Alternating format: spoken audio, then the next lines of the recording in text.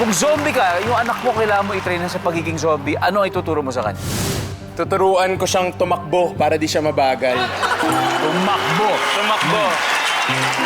Nandyan ba ang tumakbo? Uy! Ayos. Elijah, pass or play?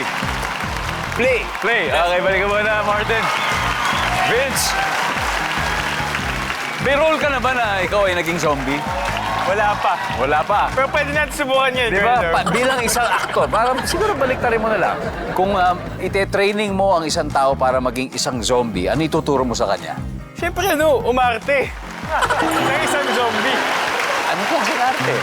Mga gat. Ang sabi ni Vince ay mga gat. Ang sabi ng survey natin dyan ay...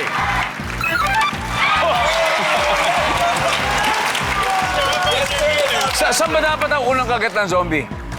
Pwede naman dito.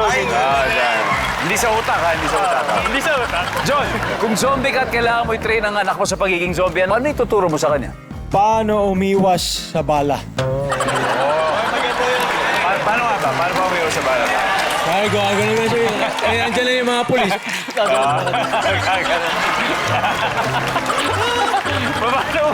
Paano umiwas sa bala?